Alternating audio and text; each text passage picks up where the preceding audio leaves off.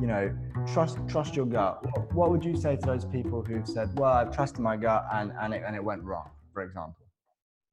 Yeah, I think that nothing is 100%. So I think that if we use one bad 10-minute experience or one bad experience as evidence why something will never work again, I think that's faulty logic, right? A lot of times what we do is we're searching for something that will confirm what we already believe. So for example, you know, if we think our relationship's bad, that's when we start asking questions like, hey, what do you think of this person I'm dating? Or, hey, what do you do when your spouse is telling you this or that? Like that's when you start searching. You already know the answer when you start asking questions. Leading questions. Right. You're Right. looking for confirmation. And I think oftentimes, you know, we want that information to support what we believe so we have reason to do it. We don't trust ourselves enough to say, you know, the fact that I feel it is enough. You know, so we end up kind of staying in a place that doesn't serve us very well instead of taking action and kind of creating our life in a way that feels good to us. And then we're surprised when we're not happy, you know? Okay. So for you, is trusting your gut every kind of scenario, or are there scenarios where you do something else?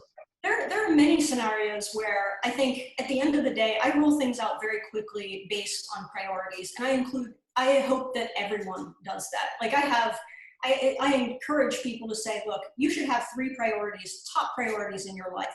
For example, many people have like business, family, fitness, or health.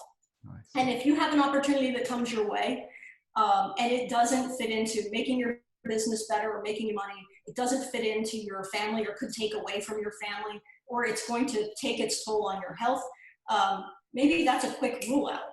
But, you know, being able to do those things and make decisions, you know, you have to be comfortable saying no. And I think that's really where people struggle, is that if you're going to have priorities, they're your primary criteria.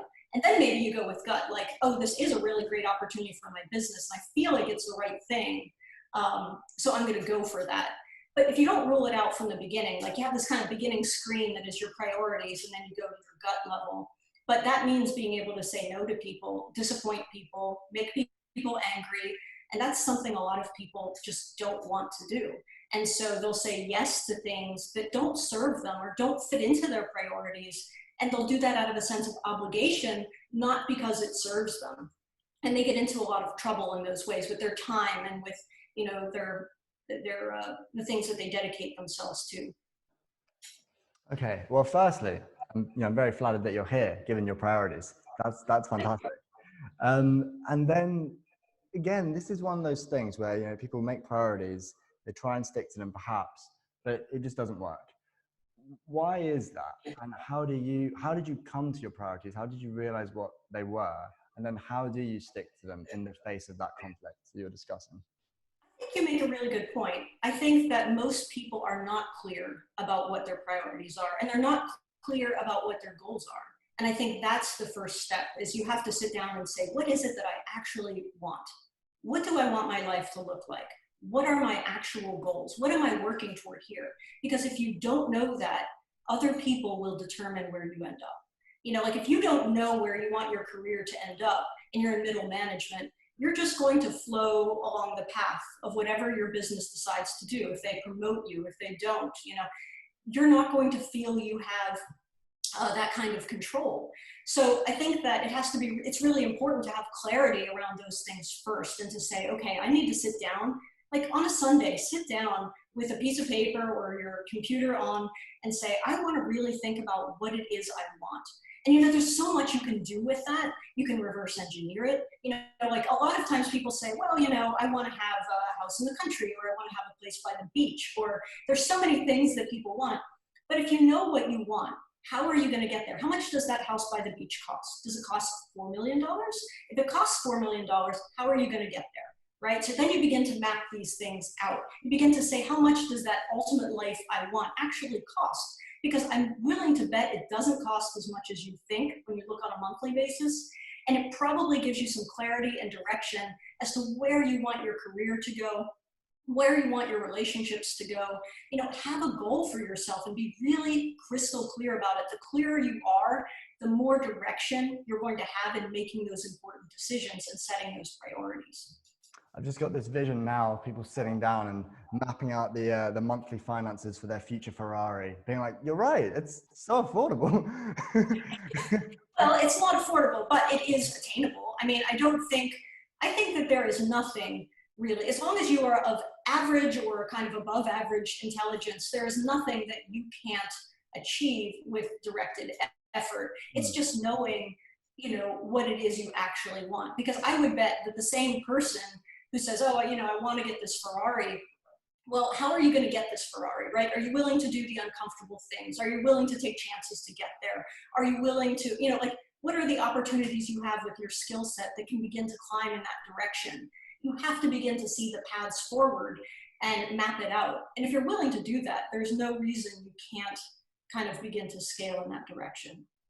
And this is exciting because this is exactly what we're here to try and work out. You know, we called the show "Build Your Superpower" because we Yeah. wanted people to be able to discover, what it was they really cared about, and then how to build the skill sets to get there, essentially.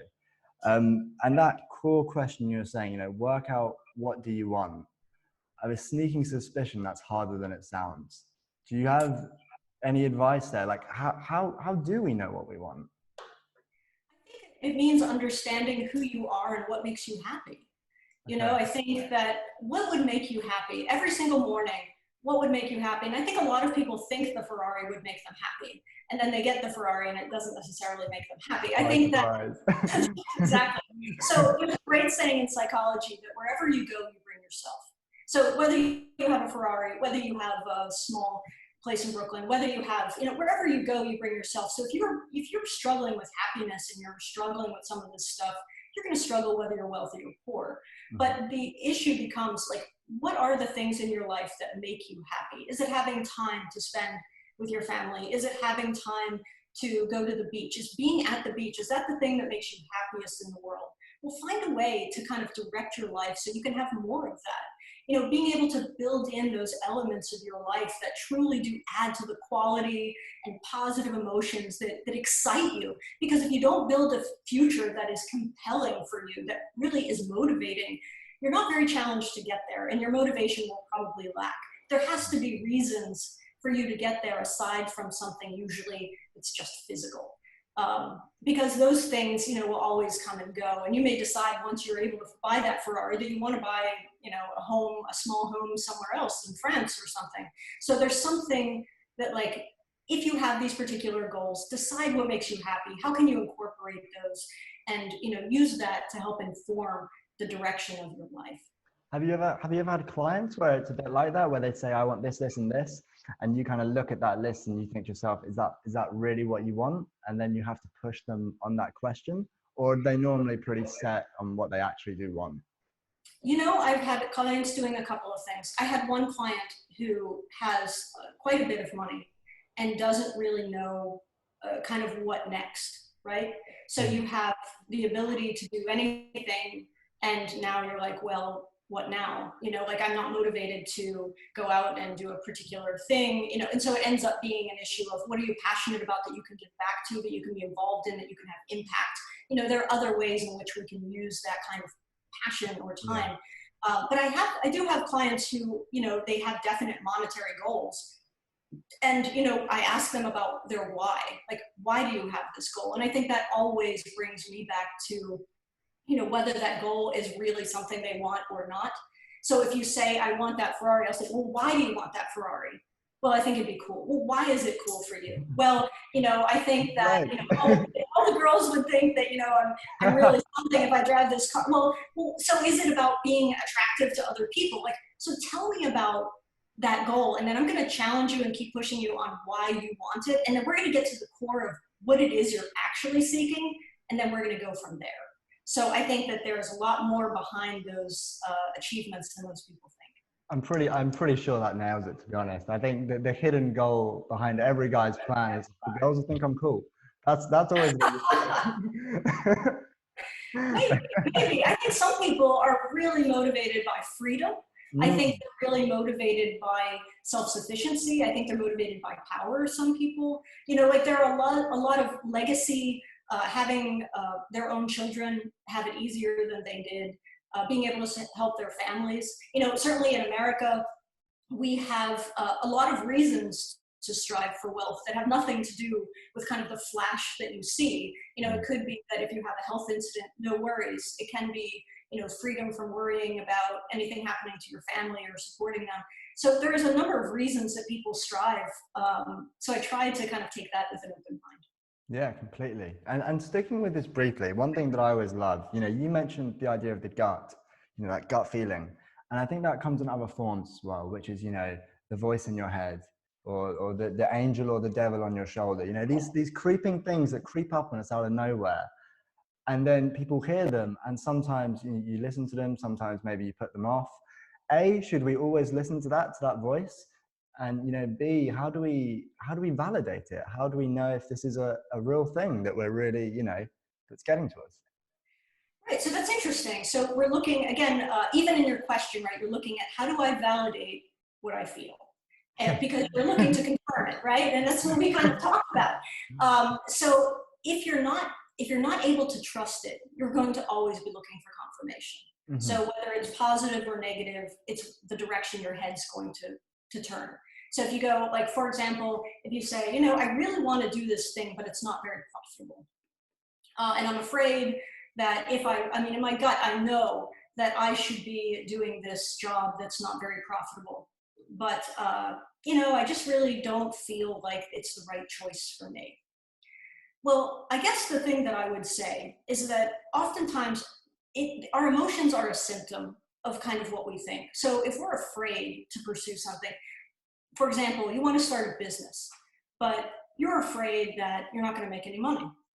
And the truth is, most startups fail, right? I mean, that's an absolute undeniable fact. Annoying.